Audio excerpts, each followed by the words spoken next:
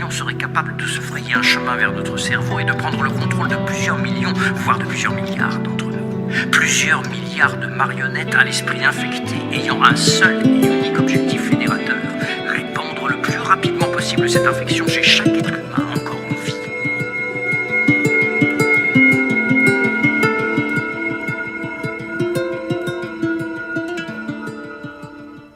L'humanité a perdu.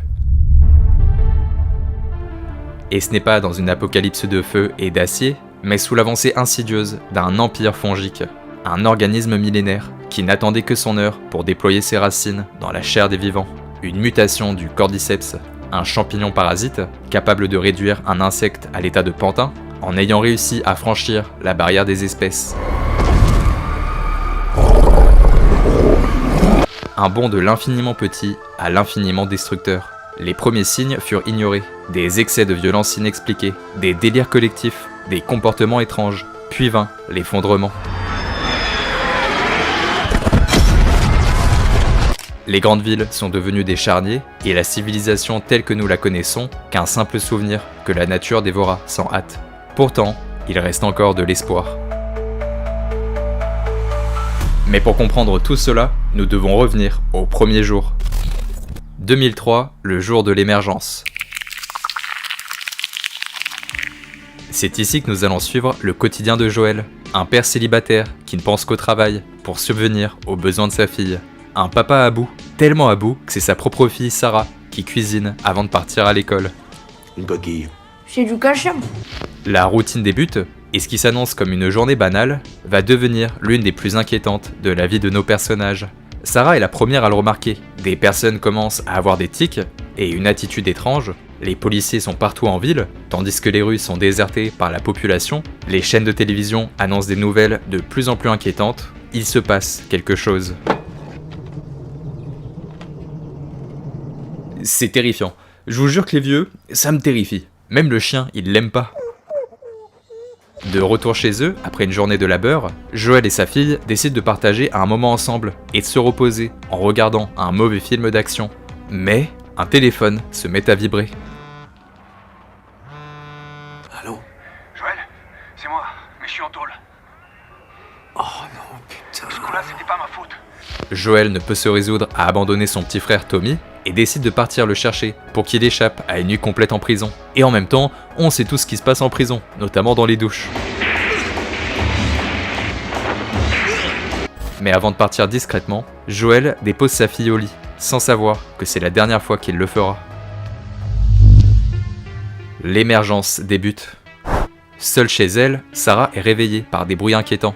C'est la panique dehors. Elle sort de la maison, poussée par une curiosité que nous posséderions tous, et tombe sur le chien de la voisine. Ne sachant pas quoi faire, Sarah décide de le ramener chez sa maîtresse. Et la maîtresse du chien, c'est la dame qu'on a vue derrière elle, tout à l'heure. Sympa. Sauf que le chien n'a aucunement envie de rentrer chez sa maîtresse, qui s'est sans doute transformé en zombie champignon, et décide de se faire la malle. C'est clairement lui, le personnage le plus intelligent de la série. Même si son instinct lui dicte de rentrer chez elle, Sarah ne peut se résoudre à rester là et ne rien faire. Elle doit savoir et comprendre ce qu'il se passe. Sa voisine s'est transformée, infectée par le cordyceps. In extremis, Joël sauve sa fille et lui ordonne de monter dans la voiture avec son oncle. Ils disent que c'est un virus ou un genre de parasite. On est malade? Non, bien sûr que non. Pourquoi il y a des explosions partout? Comment tu sais qu'on n'est pas malade? Personne ne sait ce qu'il se passe, si ce n'est que l'apocalypse débute et qu'il va falloir se protéger. Et ils ont une idée d'où aller. Pourquoi pas le Mexique? Pourquoi pas passer la frontière? Une seule chose est sûre, ils doivent sortir de la ville, car c'est forcément le genre d'environnement où les infectés sont nombreux. Mais auront-ils seulement le temps?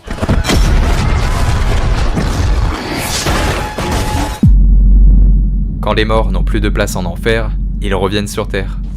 La ville est en proie au chaos. Les rues se remplissent d'ombres aux mouvements brisés, des silhouettes qui en attaquent d'autres, dans une frénésie incompréhensible. Les infectés sont déjà partout, une marée vivante, incontrôlable. Après l'accident, Joël embarque sa fille, qui a la jambe cassée, et remue ciel et terre pour la protéger. Mais les infectés sont partout, et ils courent. Bon, il y en a aussi certains qui sont très cons. C'est alors qu'ils tombent sur un militaire, bordant la frontière de la ville. Ils sont enfin sauvés. On n'est pas malade! Quoi? Mais Mais qu'est-ce qui se passe? Le gouvernement a décrété l'état d'urgence. L'état d'urgence sera décrété. Les soldats ont un ordre simple, contenir l'épidémie, quoi qu'il en coûte. Quoi qu'il en coûte. Donc vous l'aurez compris, par tous les moyens possibles. Debout, ma puce. Allez, je t'en prie. Allez, il faut que tu te lèves. S'il te plaît. Il faut te lever. Allez. Joël perd sa fille, et c'est sûrement le moment le plus important que vous devez retenir de l'ensemble de cette histoire, parce que ça va avoir des conséquences sur l'ensemble de l'espèce humaine. Tout ça à cause d'un connard de militaire. Tout ça à cause d'un bleu. La perte de l'humanité, 20 ans plus tard. L'espèce humaine a presque disparu, et il en résulte des petites communautés refermées sur elles-mêmes et contrôlées par des autorités plus ou moins puissantes. Les lits reposent sur des briques, la poussière est omniprésente, les enfants meurent, et certains groupuscules exercent une propagande certaine, en te demandant de continuer de suivre la lumière, comme si tu allais rencontrer Dieu. Et c'est dans ce contexte plus ou moins excitant que nous retrouvons notre bon vieux Joël. Joël enchaîne les petits boulots compliqués au sein d'une communauté contrôlée par la FEDRA, l'agence fédérale de réponse aux catastrophes. Et là où la FEDRA règne, il n'y a pas de place pour la liberté. Les rations sont maigres, les exécutions publiques fréquentes, un marché noir tente de survivre à l'ombre des miradors, des contrebandiers échangent de la viande douteuse contre des batteries, des ouvriers épuisés ramassent les cendres des pendus. Joël est devenu l'un de ces survivants, un homme vidé de tout, ne vivant plus vraiment, transformé et dépossédé d'une âme, depuis qu'il a perdu sa seule raison de vivre, sa fille. Mais il y a aussi son petit frère. Quand même, les frérots avant les meufs, les frérots avant les gosses. Sauf que Joël n'a plus de nouvelles de lui depuis quelques jours, voire depuis quelques semaines. Ça fait 3 semaines. Il met jamais plus d'une journée à me répondre. Puisqu'ils échangeaient par radio. Avec sa nouvelle copine qu'il a pécho, Tess, il décide de partir à sa recherche, de sortir de la ville. Mais pour cela, ils ont besoin d'une batterie pour faire fonctionner un véhicule. Une quête qui va les amener à rencontrer les Lucioles, et surtout à rencontrer Ellie. Dans un monde où la FEDRA, l'entité militaire, écrase toute tentative de rébellion, un groupe refuse de se plier. Les Lucioles, vous vous souvenez du slogan précédemment montré? Eh bien c'est eux. Quand tu es perdu dans les ténèbres, cherche la lumière. Quand tu es perdu sur la cuvette, encule ta belle-mère. Bref, l'une de leurs représentantes, Marlène, croit en un avenir différent. Elle croit en un monde où les humains ne seront plus soumis à la peur, à la dictature, à l'illusion d'un ordre qui ne sert qu'à maintenir les survivants de l'apocalypse enchaînés. Les Lucioles sont les rebelles et se prennent pour les résistants, mais tout cela a un prix. Ils se battent contre une armée bien plus puissante qu'eux, et leurs rangs s'amenuisent. Ils ont besoin d'un miracle, et ce miracle, c'est Ellie. Ellie, le miracle.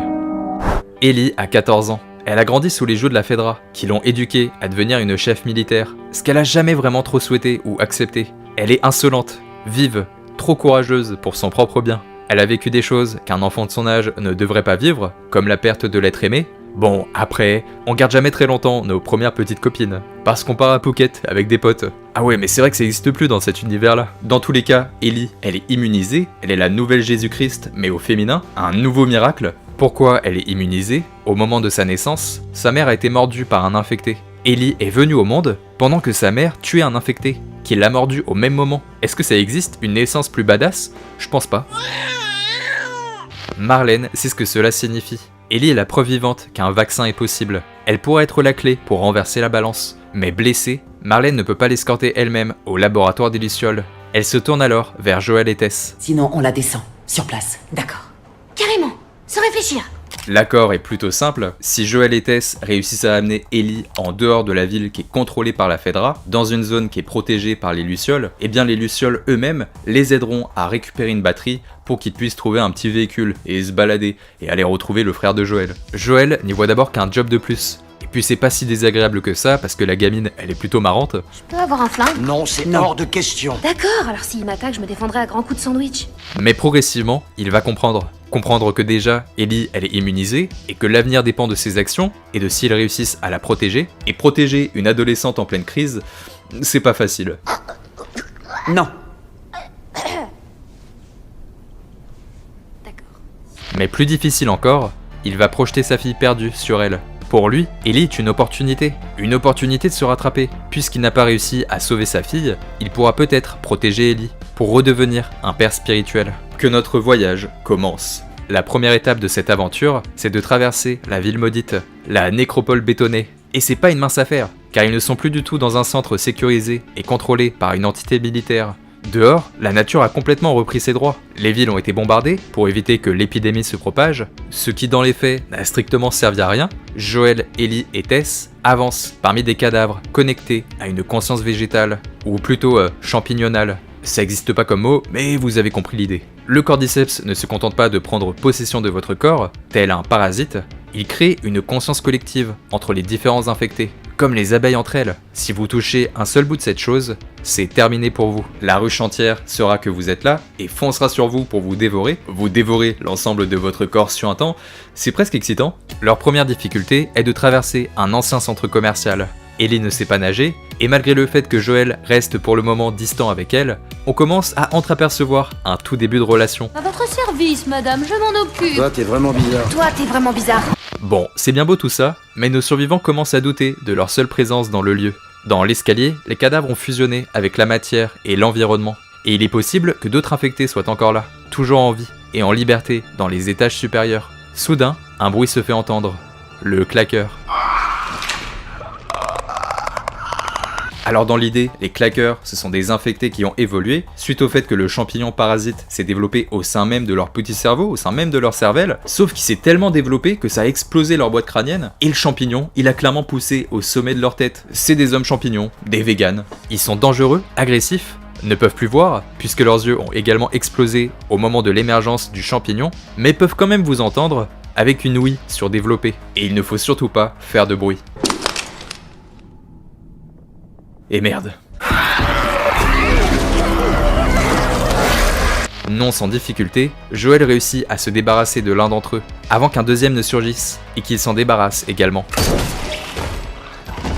Non, le gros problème de tout ça, c'est que Tess, elle a été mordue, et il ne lui reste plus que quelques heures. Ils se regroupent dans l'ancien musée de la ville, et alors qu'un groupe d'infectés bien plus imposant se dirige vers eux, Tess tente de convaincre Joel de ne surtout pas se débarrasser d'Ellie, ou de simplement la voir comme une vulgaire cargaison à transporter. Elle sait qu'Ellie possède la capacité de sauver l'humanité, et c'est bien plus important que le désir de Joel de retrouver son frère. Pour les sauver d'une horde qui fonce sur eux, Tess se sacrifie.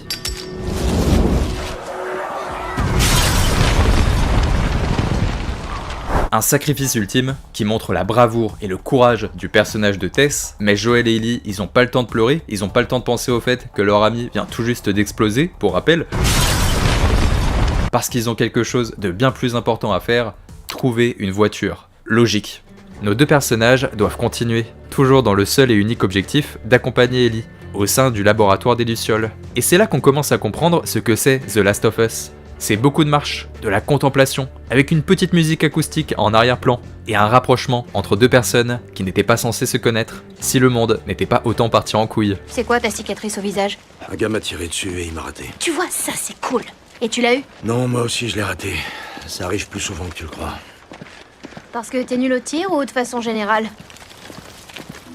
En fouillant au hasard des lieux pour trouver de l'équipement, Ellie descend d'une trappe et tombe nez à nez avec un infecté. Au-delà de faire des trucs étranges avec, comme si elle était fascinée, c'est tellement morbide. Cela montre que les enfants grandissent différemment dans cet univers, ils sont rapidement désensibilisés face à la mort, qui fait clairement partie de leur quotidien. Et en même temps, leurs aînés, ils les ont éduqués pour être sans pitié, pour être beaucoup plus sauvages. Tu te mets à la place d'Ellie qui voit sans cesse Joel en train de tabasser des crânes. Forcément, ça forge le caractère. De la même manière qu'ils ne connaissent pas du tout les mêmes choses que nous. T'as volé dans un de ces trucs? Ouais, ça m'est arrivé. La chance. Sur leur chemin, Joel pénètre dans un lotissement qui était autrefois contrôlé par un couple, Bill et Frank. Bill et Frank ont réussi à survivre pendant des années et à se protéger l'un et l'autre, jusqu'à vieillir ensemble, alors que c'était l'apocalypse dehors. Ça me fume. Ils connaissaient plutôt bien Joel et ont décidé de se suicider ensemble, puisque leur corps et leur esprit commençaient à les trahir. En plus des maladies insidieuses, comme les cancers. Mais avant de mourir, ils ont laissé un message par le biais d'une lettre disposée sur la table. Une lettre destinée à Joel, lui indiquant qu'une voiture est présente pour lui, et surtout un conseil. Joel, tu dois continuer de vivre pour sauver une personne qui le mérite. À partir de maintenant, le plan change. Les plans ont changé. Après, les plans peuvent changer. Maintenant que notre duo de légende possède une voiture, ils veulent se diriger à l'endroit où se situe le frère de Joel. Comme ces seront un tout petit peu plus nombreux, et donc en théorie, ils pourraient trouver plus facilement le laboratoire un peu magique des Lucioles. Alors quand je dis laboratoire magique, c'est un peu pour me foutre de leur gueule, c'est juste qu'ils ont un peu cette prétention de pouvoir sauver l'humanité à partir d'une gamine. Faut le rappeler quand même, les mecs sont tarés. Et tout ça c'est un peu drôle, parce que c'est la première fois que Ellie, elle monte en voiture. T'as ta ceinture. Et cette voiture sera le début d'un long voyage, avec de nombreuses blagues. Pour ça, Ellie, c'est pas pour les enfants. Comment il peut marcher avec ça entre les jambes? Jette-moi ça tout de suite. Calme-toi, ça m'intéresse de savoir pourquoi on en fait toute une histoire. Pourquoi il y a des pages qui sont collées entre elles? Joel et Ellie se déplacent sans cesse, recherchent des vivres pour boire, manger, tout en profitant un tout petit peu, en dormant à la belle étoile. Ils commencent même à avoir des rituels, puisque chaque fois, avant d'aller dormir, Ellie raconte une blague à Joel, issue de son livre à blagues. Qu'est-ce qu'un homme dans un champ de blé avec une mitraillette? Ah, c'est facile, c'est un serial killer. Espèce d'enfoiré! Mais une nouvelle étape les attend. Une autre nécropole. Quoi? Encore une ville? Mais on était tellement bien dans la forêt! Ils doivent traverser une nouvelle grande ville, en passant par ses artères elles-mêmes, son centre, car l'autoroute est bloquée. Mais la traversée, c'est prendre le risque de tomber sur une communauté dangereuse, et ouais, forcément. Joel et Ellie se font attaquer et explosent la voiture. Une fusillade commence, Joel ordonne à Ellie de se cacher, tout en lui promettant de la protéger. Je les laisserai pas te faire de mal. Regarde-moi. Joel tue un homme, un deuxième, pris par surprise, il est en grande difficulté. Et Ellie ne peut se résoudre à ne rien faire. Elle est secouée. Un enfant ne devrait pas connaître ce qu'elle est en train de vivre. Mais malgré cela, elle vient quand même de sauver Joel. Et elle ne le sait pas encore, mais il deviendra l'une des personnes les plus importantes à ses yeux. Il se dissimule dans la ville, et Joel lui confie une arme, car il a bien vu qu'elle savait tirer. Tu le ranges dans ton sac. Tu risquerais de te tirer dans le cul. Bon, petit topo du contexte. Joel et Ellie sont bloqués dans une ville dirigée par une communauté un tout petit peu révolutionnaire et même un peu barbare, contrôlée par une folle qui s'appelle Caitlin, sauf que Caitlin, elle pense que Joel et Ellie, ce sont des mercenaires qui veulent leur faire du mal, et du coup sans raison apparente, elle a quand même envie de les buter. Et ils ne sont pas les seuls à être recherchés par Caitlin. Il y a aussi Henry et son tout petit frère. On y reviendra. Pour le moment, Joel et Ellie doivent se dissimuler au sommet d'un immeuble. Ils peuvent enfin se reposer. Mais avant de dormir, c'est l'heure du petit rituel. Tu savais que la diarrhée atteignait plus de gens qu'on croit? Quoi? Ben ouais. Parce que c'est une maladie courante. Mais pendant la nuit, ils sont réveillés par les deux hommes les plus recherchés en ville, Henry et son frère. Henry leur explique qu'il faisait partie de la FEDRA, l'agence fédérale de réponse aux catastrophes. Sauf que dans cette ville tentaculaire, la FEDRA faisait vivre un véritable enfer à sa population, en martyrisant le peuple et en violant les femmes. Et Henry dans tout ça, vous allez me dire, bah c'était un collaborateur. Alors théoriquement, il a rien fait de mal, mais il a permis à ce pouvoir militaire de contrôler la ville. C'est pour cela qu'il est vu comme le responsable, et que tout comme Joel et Ellie, il est recherché. Imaginez Louis XVI qui se balade au centre de Paris le jour de la prise de la Bastille. Vous avez l'idée. Nos 4 survivants sympathisent et n'ont qu'un seul objectif, sortir de la ville. Henry leur annonce que le seul moyen est de passer par les tunnels, les égouts. C'est risqué parce que c'est possiblement rempli d'infectés ou de tortues ninja, mais ils n'ont pas vraiment le choix, car à la surface, des militaires surarmés rôdent. Ils réussissent sans difficulté à sortir des égouts et donc à sortir de la ville, mais à l'extérieur, un tireur travaillant pour Caitlin leur tire dessus. Je fais le tour. Je rentre par derrière et je le neutralise. Joel contourne la maison où le tireur est positionné, l'exécute et se rend compte du danger qui les attend. L'armée de Caitlin est déjà là.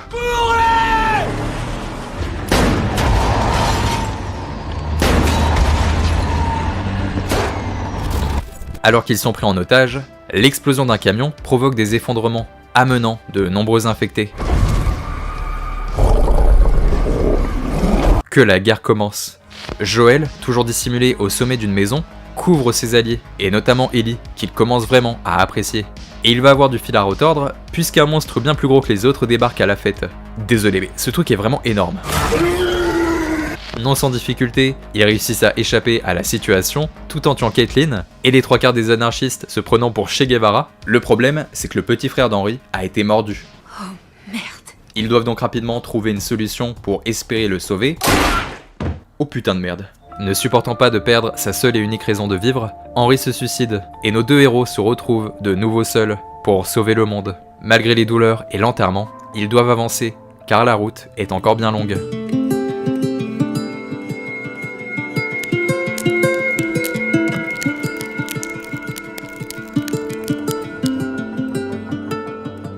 Le froid est arrivé, et nos deux survivants apprennent que l'endroit où se trouve le frère de Joel, Tommy, est situé dans l'une des zones les plus dangereuses du globe, surnommée la rivière de la mort. C'est d'autant plus dangereux que Joel fatigue, avec des problèmes de montée de stress. Forcément, il est plus tout jeune. Attendez, il a quel âge Joel? Il a 55 ans.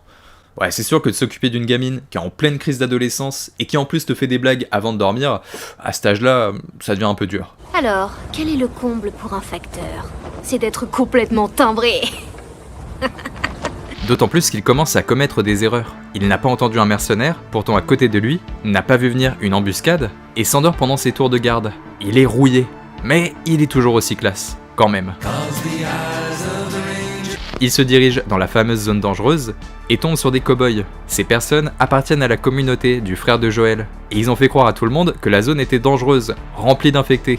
Rappelez-vous, la rivière de la mort, qui n'existe pas du tout, puisque c'était simplement pour faire peur et empêcher des survivants mal intentionnés de venir. Joël retrouve son frère et lui avoue qu'Ellie est immunisée et qu'il possède la responsabilité de l'avenir du monde sur ses épaules et que pour ça, il a besoin de son aide.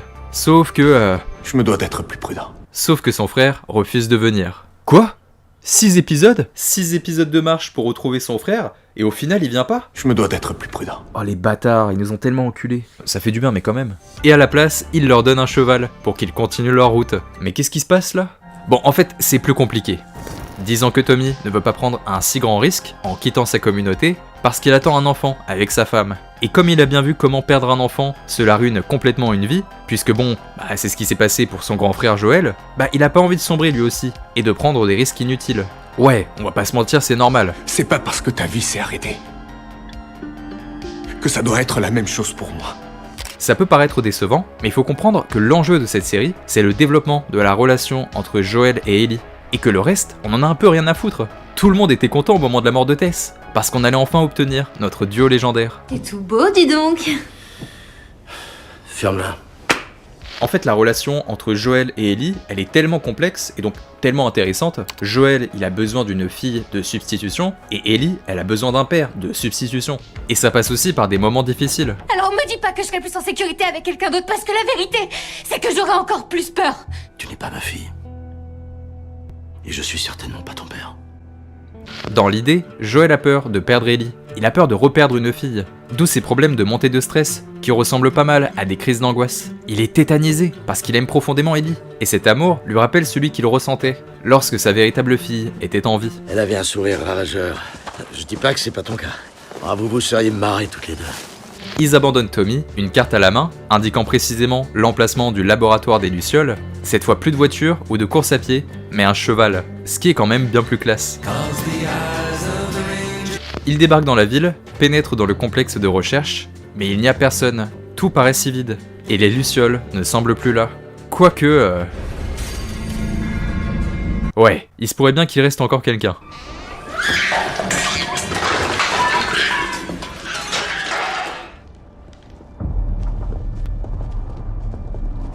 Alors qu'ils rejoignent leur cheval, Joël est obligé de tuer l'un des hommes qui leur souhaite du mal. Mais pendant son combat, il est gravement blessé, au point de perdre connaissance. Joël, non, merde. Fais chier. Joël est en train de mourir. Ellie l'emmène dans une maison reculée et trouve de quoi le coudre, dans un moment riche en torture. Elle lui enfonce également une seringue d'un liquide étrange pour le requinquer, mais elle doit sortir à l'extérieur pour trouver de la nourriture.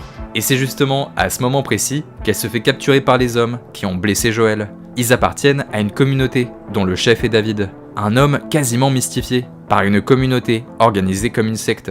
Et ils sont très puissants, ils sont très forts, même si bon, ils ont quand même galéré avant de capturer Ellie. J'adore cette gamine, mais attention, je suis pas comme Luc Besson.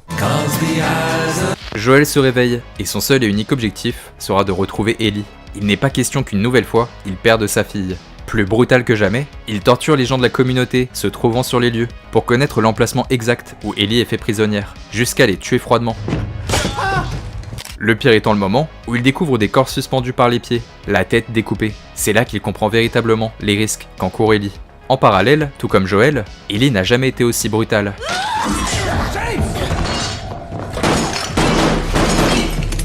Elle réussit à s'échapper, jusqu'à affronter le chef de la secte, David. Elle réussit à s'en débarrasser pendant que le chalet brûle, avant que Joël ne la retrouve et ne lui dise « Toi, ma puce. Je suis là. » Enfin, il assume son rôle de père. La chute de l'humanité, le mensonge d'un sauveur. Ça y est, nous arrivons enfin au bout du voyage. Dans ce monde où tout s'effondre, certains endroits conservent une beauté étrange, presque irréelle. Les gratte-ciel éventrés sont envahis par la végétation et l'eau limpide d'un vieux tunnel reflète la lumière du matin. Puis vient un instant suspendu dans le temps, une anomalie dans le chaos.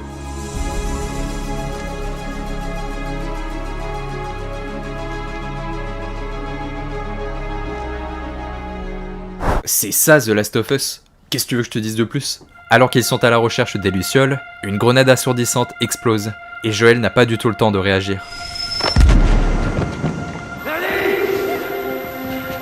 Lorsqu'il reprend conscience, il est dans un lit d'hôpital. Les Lucioles lui annoncent qu'il a réussi. Il a réussi à sauver l'humanité en protégeant Ellie, qui est déjà en salle d'opération. C'est alors qu'on lui dévoile la vérité. L'immunité d'Ellie provient du cordyceps qui s'est développé dans son cerveau, sans avoir quelconque incidence. Et le seul moyen d'en tirer un potentiel remède, c'est de lui ouvrir le crâne. Mais en faisant cela, elle ne survivra pas. Un seul sacrifice pour sauver l'humanité tout entière. Mais Joël, lui, ne voit pas une cause. Il ne voit que sa fille. Et il va agir avec la froideur d'un homme qui sait déjà ce qu'il va faire. J'ai dit avant.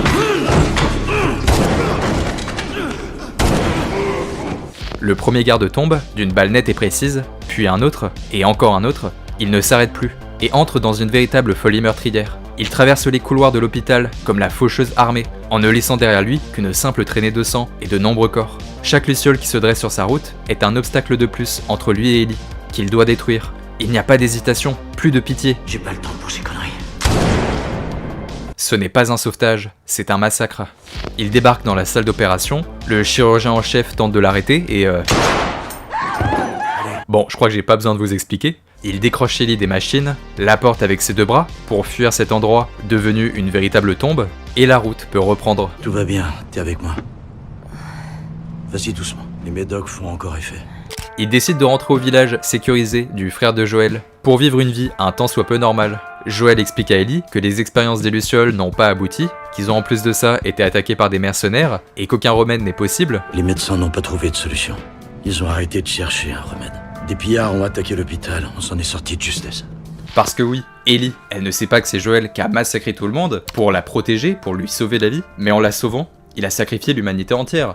Et en même temps, on peut que le comprendre. Avant de revenir au village de Tommy, Ellie lui pose une simple question. Jure-moi que tout ce que tu m'as dit à propos des Lucioles est vrai.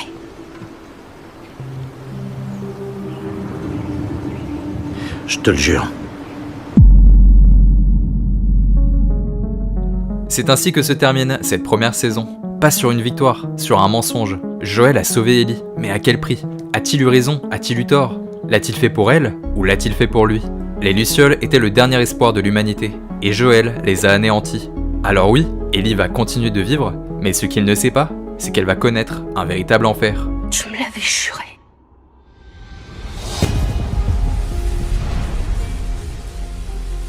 La saison 2, mes amis, la saison 2. Nous allons retrouver Joël et Ellie dans une histoire de vengeance. Alors qu'ils tentent de reconstruire leur vie dans la communauté de Tommy, ils vont être poursuivis par Abby, une soldate qui veut se débarrasser de Joël car il a tué son père. Attendez, mais c'est qui son père? Ok, je vois. Il faut comprendre l'impact que possède The Last of Us. Déjà, c'est une série de jeux vidéo très importante.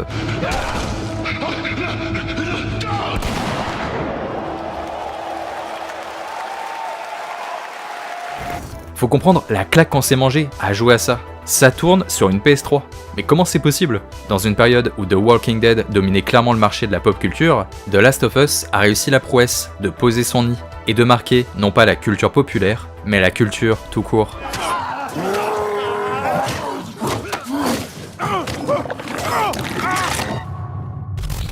On a commencé à lancer le jeu ou à lancer la série parce qu'on était attiré par cet univers un peu post-apo, t'as envie de découvrir un nouvel univers avec des infectés, et au final, on se retrouve avec quelque chose de tellement plus intéressant, centré sur les relations humaines, la relation entre deux personnages que tout oppose, et qui vont finir par devenir père et fille, et une histoire de vengeance qui se terminera peut-être d'une bonne façon, ou au contraire, d'une façon plus que perverse. J'ai hâte à la saison 2, j'ai hâte aux jeux vidéo The Last of Us Partie 3, et j'ai pas de phrase pour conclure. Eh bien écoutez les amis, j'espère que vous avez passé un bon moment en ma compagnie. Si c'est le cas, vous connaissez la propagande de YouTube, n'hésitez pas à vous abonner, liker, partager, bref, je suis désolé de faire la propagande, mais voilà, on est habitué maintenant. Qu'est-ce que j'ai d'autre à vous dire? Oui, prenez soin de vous, moi je vous fais un gros bisou à la fois sur la fesse gauche et sur la fesse droite, et évidemment, je laisse l'arrêt des fesses pour la personne qui partage ou partagera votre vie à l'avenir. Du bonheur, c'est tout ce que je vous souhaite et c'est tout ce que vous méritez. Des gros bisous, c'était mes Romains. Mouah, ciao bene.